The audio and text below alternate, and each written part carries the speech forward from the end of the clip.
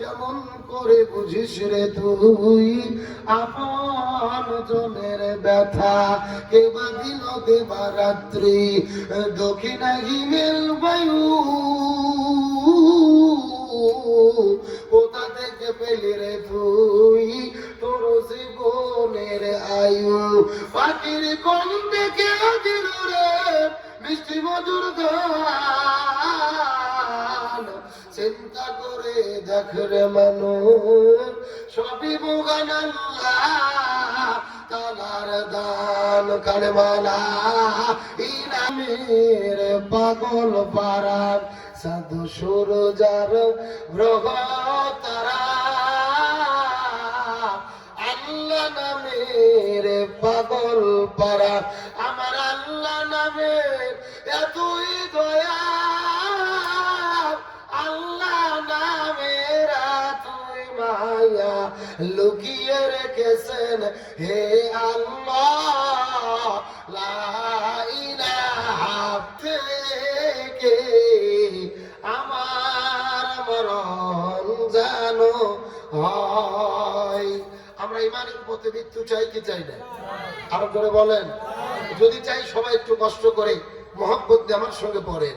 ইমানের পথে অবিচল থেকে আমার মরণ জানো, তোমারই কাছে মিনতি আমার, ও গো রহিম রহমান। ইমানের পথে অবিচল থেকে আমার মরণ যেন। মাশাআল্লাহ সবাই। ইমানের পথে অবিচল থেকে আমার মরণ যেন। সকলে পড়ি আমিন। আলহামদুলিল্লাহ। কেমন আছেন? আলহামদুলিল্লাহ রাব্বিল আলামিন। যেটা যারা দয়া করে মায়া করে মহব্বত করে আরামের ঘুমকে প্রথম করে কোরআনের মহব্বতে জান্নাতের বাগানে আসার এবং বসার মতো তৌফিক দান করলেন, সে আল্লাহর প্রতি আপনারা খুশি না বেজার? কম না বেশি? যদি হয়ে থাকেন খুশি, মুখে নিয়ে হাসি, উঁচু করে কান্না চিৎকার করে পড়তেছে আলহামদুলিল্লাহ। আরো জোরে বলি আলহামদুলিল্লাহ। রব্বানা লাকাল হামদ হামদান কাসীরান তাইয়িবান মুবারাকান ফীহি। চিৎকার করে বলি আল্লাহু আকবার। দরুদ সালাম বর্ষিত হোক বিশ্ব মানবতার মুক্তির দিশারি সাইয়্যিদুল মুরসালিন খতামান নবিয়্যিন রাহমাতাল লিল আলামিনের প্রতি দরুদ ও সালাম সকলেই পড়ি সাল্লাল্লাহু আলাইহি ওয়াসাল্লাম। সম্মানিত উপস্থিত হাজিরিন, গতকাল থেকে আপনারা আলোচনা শুনছেন, দীর্ঘক্ষণ আজকে আলোচনা শুনেছেন। আমি সেই সুদূর বগুড়া থেকে দীর্ঘ পথ পাড়ি দিয়ে আপনাদের এখানে এসেছি। অল্প কিছু কথা বলে বিদায় নিয়ে চলে যেতে চাই। আমি কিছু আপনাদের প্রশ্ন করব, আপনারা উত্তর দেওয়ার চেষ্টা করবেন, তাহলে আলোচনাটা বুঝতে সুবিধা হবে। এই যে গত ৩-৪ দিন আগে আমাদের বাংলাদেশে যে ঈদ পার হয়ে গেল, বলেন তো ঈদের নাম কি? ঈদ উল ফিতর। ঈদ উল ফিতর দীর্ঘ ১ মাস রমজানের রোজা রাখার পরে আমরা পেয়েছি। রমজানের রোজা আল্লাহ তাআলা আমাদেরকে দান করেন প্রতি বছরে ১২ মাসের ভেতরে ১ মাস। এই রমজান হলেন কোরআনের আইন কানুন বিধিবিধান মেনে চলার ট্রেনিং। রমজান কোরআনের আইন বিধিবিধান কিভাবে মেনে চলতে হবে রমজান আমাদেরকে ট্রেনিং দেয়। আপনাদের এলাকায় দেখবেন যারা প্রাইমারি স্কুলের চাকরি করে অথবা হাই স্কুলের চাকরি নেয়, চাকরিতে নিয়োগপ্রাপ্ত হওয়ার পরই সরকার তাদের ট্রেনিং দেয় ৪০ দিন কিংবা ৩ মাস কিংবা ৬ মাস। ট্রেনিং দেওয়ার পরে চাকরি ছেড়ে দেয়। ৩৬ বছর ৪০ বছর পর্যন্ত চাকরি করে, এক ট্রেনিং এ সারা জীবন চাকরি চালায়। আর আল্লাহ আমাদের 11 মাস পর পর কয় মাস ট্রেনিং দেয়? আরো জোরে বলেন। এখন বলেন তো সেই ট্রেনিং অনুযায়ী কি আমরা চলি? কথা বলেন, আমরা চলি? রমজান আসে, রমজান বিদায় নেই। চাচার বয়স ৬০ বছর, ৬০ বছর ধরে রোজা রাখতেছে, জীবনের কোনো পরিবর্তন নাই। আমার বয়স ৩০ বছর, আমি ৩০ বছর ধরে রোজা রাখতেছি, আমার জীবনের কোনো পরিবর্তন নেই। রমজান মাস চলে আসে, প্রথম দিনে তারাবির নামাজ পড়ার জন্য মসজিদে হাই হুলস্থুল কারবার, পুরো মসজিদ মুসল্লি দিয়ে ভরা। এক সপ্তাহ পার হয়ে যায়, 8 কাতার মুসল্লি হয় 4 কাতার, তারপরে 2 কাতার, আবার 27 রমজান লাইলাতুল কদর, মসজিদ ভরা। ঈদের দিনে 2 কাতার, ঈদও পার হয়ে যায়, মসজিদের মুসল্লিও হারিয়ে যায়। একটু জোরে বলবেন, কথা ঠিক বললাম না ব্যাঠিক বললাম? তাহলে বলেন তো, আমরা কি টেলিভিশনে কাজ করতে পারতেছি? রমজান আছে, রমজান বিদায় নেই, আমাদের জীবনের পরিবর্তন কেন হয় না? এর পেছনে কারণ কি? তাত্ত্বিক কিছু মেসেজ আপনাদেরকে দিতে চাই। এর প্রধানতম কারণ হলো, রমজান মাস আমাদের জন্য প্রধানত 6টা শিক্ষা রয়েছে। চিৎকার করে বলেন, কয়টা? আরো জোরে বলেন।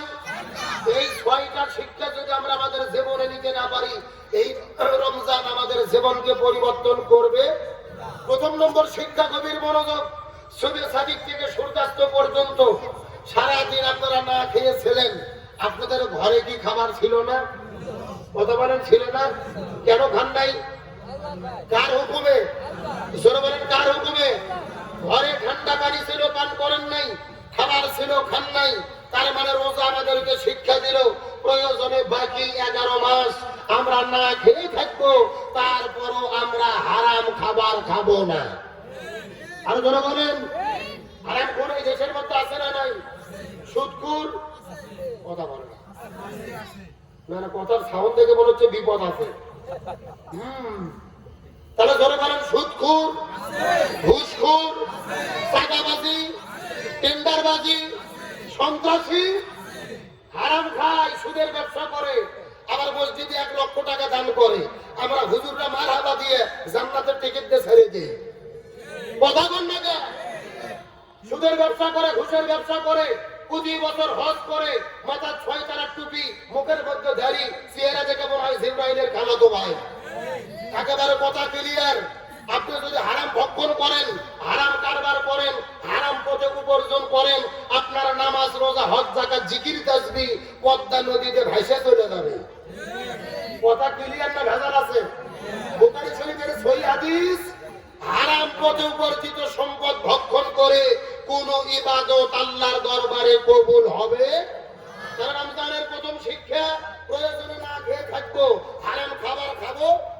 2 নম্বর শিক্ষা, ঘরের ভেতরে আপনার সুন্দরী স্ত্রী ছিল, সুবে সাদিক থেকে সূর্যাস্ত পর্যন্ত আপনি চাইলে স্ত্রীকে জড়িয়ে ধরতে পারতেন, চুমু খাইতে পারতেন, আদর করতে পারতেন। আপনারা কি করছেন? করেননি কেন? কার হুকুমে? আরো ধরে বলেন। তাহলে রমজান আমাদের 2 নম্বর শিক্ষা দিল, বাকি 11 মাস আপনি যৌবনের তাড়নায় যদি উত্তেজিত হন, প্রয়োজনে সবুর করবেন, তারপরেও জিনা ব্যভিচার করবেন না। এটা রমজানের 2 নম্বর শিক্ষা।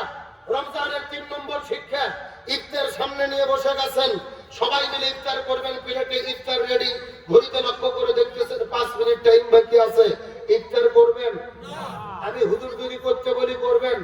কাবা শরীফের ইমাম বললে করবেন? 5 সেকেন্ড বাকি আছে, ইফতার করবেন?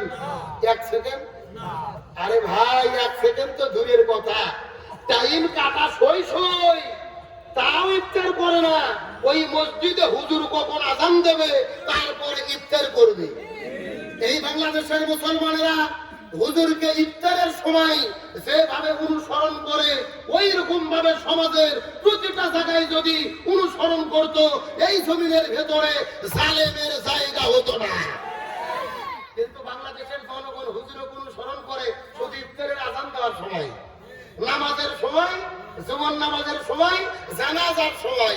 কিন্তু হুজুর যখনই বলে সমাজ এইভাবে চলবে, দেশ এইভাবে চলবে, জমিনদার আইন চলবে তার, তখনই বলে হুজুর মনে হয় রাজাকার রে। কথা কোন, কথা কোন? আবার নবীজি ছিলেন মসজিদুল নববীর ইমাম, আবার মদিনা নামক রাষ্ট্রের রাষ্ট্রপতি। তার মানে রাসূলের সিরাতের শিক্ষা, যিনি মসজিদের ইমাম হবে তাদেরকেই সমাজের ইমাম হতে হবে। কথা কি ক্লিয়ার না ভেজাল আছে? তারপরে রমজানের 3 নম্বর শিক্ষা, 1 সেকেন্ড আগেও ইফতার করেননি, আবার একদিন হঠাৎ করে সেহরিতে জায়গা পাননি, 5 মিনিট আগে জায়গা পাইছেন, প্লেটে ভাত নিয়ে খাবার বসেছেন, অর্ধেক ভাত খাওয়া হয়েছে, অর্ধেক হয়নি, আযান দিছে, বাকি ভাত খাবেন? বউ দুধ গরম করে রাখছে, খাবেন? হ্যাঁ, কেন? কার হুকুমে? তাহলে রমজান আমাদের শিক্ষা দিল, 1 সেকেন্ড আগে ইফতার করি না, 1 সেকেন্ড পরেও সেহরি খাই না, কোরআনের বিধান মানি টাইম টু টাইম মতো। তার মানে রমজানের শিক্ষা, কোরআনের প্রত্যেকটা বিধান আমাদেরকে টাইম টু টাইম মেনে চলতে হবে। রমজানের এটা 3 নম্বর শিক্ষা। রমজানের 4 নম্বর শিক্ষা, সারাদিন রমজান মাসে রোজা রাখলাম, ইফতার করলাম, আবার একটু রেস্ট নিয়ে খাবার খেয়ে চলে গেলাম তারাবি পড়তে, তারাবি শেষ করলাম, একটু ঘুমাইলাম, আবার উঠে তাহাজ্জুদ পড়লাম, আবার সেহরি খাইলাম, আবার ফজর নামাজ পড়লাম, আবার সারাদিন রোজা রাখলাম। সারাদিন ইবাদত করেছি কার? রমজান শিক্ষা দিচ্ছে শুধু রমজান মাস নয়, পুরো জীবনই আমাদেরকে ইবাদতের ভেতরে কাটিয়ে দিতে হবে। আর রমজানের 5 নম্বর শিক্ষা, রমজান আল্লাহ আমাদের উপর রোজা ফরজ করলেন কাকে ভয় করার জন্য? ইয়া আইয়ুহাল্লাযীনা আমানু কুতিবা আলাইকুমুস সিয়াম কামা কুতিবা আলাল্লাযীনা মিন ক্বাবলিকুম লাআল্লাকুম তাত্তাকুন। তোমরা রোজা রাখো, আশা করা যায় তোমরা মুত্তাকি হতে পারবে। জোরে বলেন সুবহানাল্লাহ। তাহলে রমজানের 5 নম্বর শিক্ষা, আল্লাহ ছাড়া কাউকে ভয় করা যাবে। র‍্যাবকে ভয় করবেন, পুলিশকে ভয় করবেন, আইনা ঘরকে ভয় করবেন, হাসির তৈরিকে ভয় করবেন। রোজা শিক্ষা দিয়েছে সর্বাবস্থায় কাকে ভয় করতে হবে। আরো জোরে বলেন। আমার যে বন্ধুগণ মুসলমান ভাইরা গভীর মনোযোগ লক্ষ্য করুন, কোন দিকে নজর নাই, কোন দিকে তাকাতাকি নাই। আল্লাহর ভয় কাকে বলে আপনাদের বোঝানোর পরে বিদায় নিয়ে চলে যাওয়ার চেষ্টা করব। আল্লাহর ভয় কলিজার মধ্যে থাকলে সমাজ কেমনে পরিবর্তন হবে, আর আল্লাহর ভয় কলিজার মধ্যে কেমনে করে থাকে, অর্ধ পৃথিবীর খলিফা হযরত ওমর ফারুক রাদিয়াল্লাহু তাআলা অর্ধ পৃথিবীর খলিফা সেজে বাড়ির মধ্য থেকে বের হওয়ার পরে মদিনার অলি গলির মধ্যে ঘুরে বেড়াইতেছে দুঃখী মানুষের খবর নেওয়ার জন্য। জোরে বলেন না সুবহানাল্লাহ। অর্ধ পৃথিবীর খলিফা রাস্তাতে ঘুরে বেড়াচ্ছে রাতের বেলা, তাদের খবর নেওয়ার জন্য। আচ্ছা, আমাদের দেশের যারা খলিফা হয়, চেয়ারম্যান মেম্বার হয়, ওরা কি ঘুরে বেড়ায়? কথা বলেন না কেন? অবশ্য ঘুরে বেড়ায় নির্বাচনের আগে। কথা বল না কেন? ভোটের আগে দেখবেন কোনার কাছ থেকেও সালাম দেয়, আর ভোটের পরে খুঁজে পাওয়া যায় এমন নেতা তো নড়াইল জেলার নেই। হ্যাঁ, আমার বন্ধুগণ মুসলমান ভাইরা গভীর মনোযোগ লক্ষ্য করুন, কোন দিকে নজর নেই, কোন দিকে তাকাতাকি নেই। অর্ধ পৃথিবীর খলিফা আমিরুল মুমিনিন খলিফাতুল মুসলিমিন হযরত ওমর ফারুক ঘর থেকে বের হওয়ার পরে মদিনার অলি গলির মধ্য দিয়ে ঘুরে বেড়াইতেছে। এমন সময় লক্ষ্য করে দেখে একটা ঘরের ভেতর থেকে 2টা মহিলার কণ্ঠ সাউন্ড পাওয়া যায়। একটা হলো বৃদ্ধ মহিলা, আর একটা হলো যুবতী মেয়ে। ওই বৃদ্ধ মহিলাটা যুবতী মেয়েটিকে ডাক দিয়ে বলে, মারে প্রতিদিন তো তুই উটের মধ্য থেকে দুধ দহন করিস, দুধ দহন করার পরে ওই দুধের বালতিটা ভরে যায়, আজকে কি দুধের বালতিটা ভরেছে নাকি? এমন সময় ছোট্ট মেয়েটি ডাকতে বলে, মা আমি বারবার চেষ্টা করেছি কিন্তু দুধের বালতিটা এখন পর্যন্ত ভরাইতে পারি নাই। মা ডাকতে বলে, মেয়ে রে, ওই দুধের বালতি যদি দুধ দিয়ে ভরে না যায়, আমি যদি বাজারের মধ্যে বিক্রি করতে যাই তাহলে তো দুধের দাম কম হবে। সুতরাং দুধ কিন্তু খালি রাখা যাবে না, বালতির ভেতরে ওই বালতিটা পরিপূর্ণ করতে হবে। মেয়ে ডাকতে বলে, মা আমি বারবার চেষ্টা করেছি কিন্তু দুধের বালতি তো ভরে না।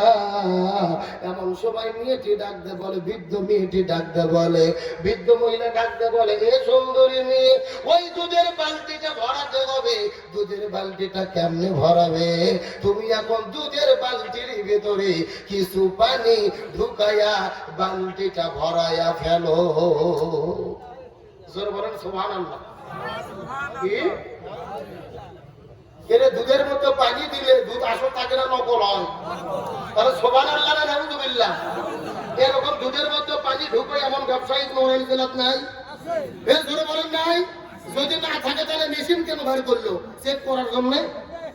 আবার কিছু কিছু মানুষের বউ আছে খুবই চালাক, দুধের ভেতরে পানি ঢুকোই না, ওই যেই বালতিতে দুধ দহন করবে আগে নিচেই কলে পারে যাইয়া বালতি ধুয়ে কিছু পানি আগেই নেয়, মানে দুধের মধ্যে পানি দেয় না, ওরা পানির মধ্যে দুধ দেয়। কতক্ষণ